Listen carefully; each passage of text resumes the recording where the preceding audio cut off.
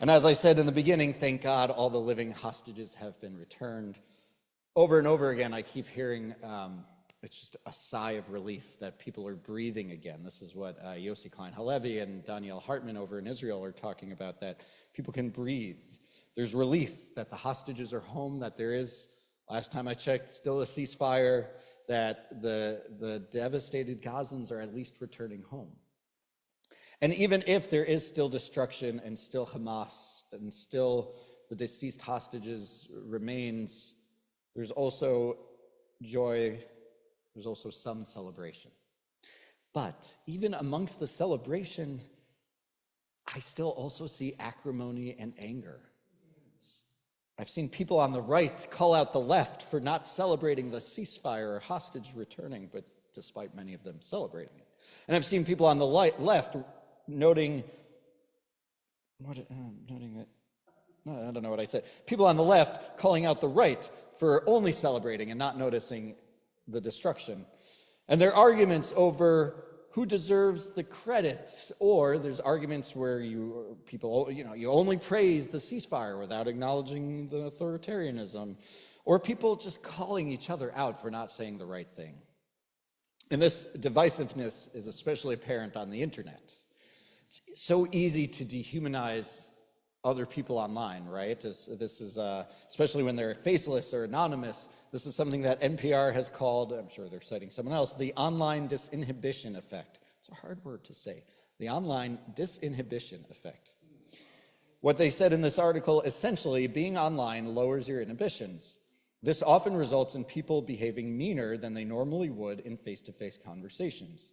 When people act meaner online, it can lead to hostile online environments, what they call toxic disinhibition.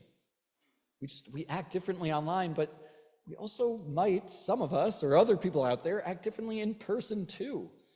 Just last week, I was at a wedding downtown, and then as we got on the metro to go home, I saw a National Guardsman. And I felt something in me, and I saw him first as other and not as just a person performing his duty. Who knows if he even wants to be there, but my gut reaction responded differently. We have to remember everyone's humanity, and that's something we're reminded of in B'reishit, our Torah portion. We get the first two stories of creation. People often call them two different stories. For lots of reasons, they have textual differences, but really they're different stories.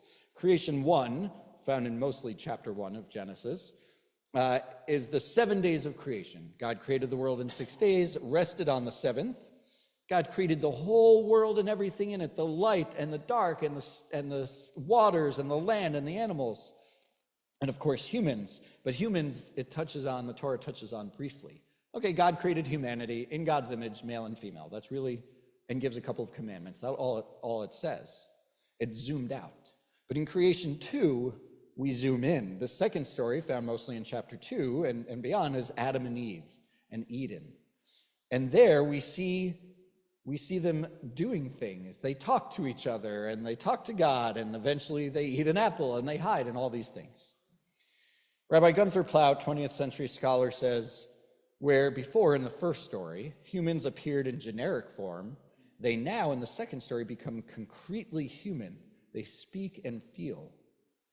In other words, in this first story, they're almost like those online people, faceless. They're just humans, but formless. They're not real to us. And only in the second story do they become real when they talk and they sleep and they have names. And it's so easy to find ourselves in creation 1 mode, right? When we're online or thinking about, maybe it's Gazans, maybe it's Israelis, Republicans, Democrats, whatever it might be, we get stuck that they are them, they're the other. We don't necessarily think of them as thinking, feeling people. And that's when we need to remember creation 2, that humans are humans. We're people, human beings with feelings and interests and desires worthy of love and respect. Now, I get that sometimes that dignity can be lost, or we can kind of push it to the side.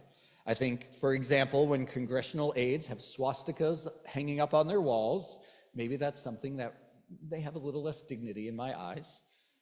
But let our default be remembering creation 2. Let our lens be one in which we assume people are people worthy of dignity and respect and having feelings. As we saw as our people saw this week, with the return of the hostages and with the ceasefire, everyone deserves to be seen as human. Let us do our part to make that happen. Amen. Take a few moments to think about the ways we see the world.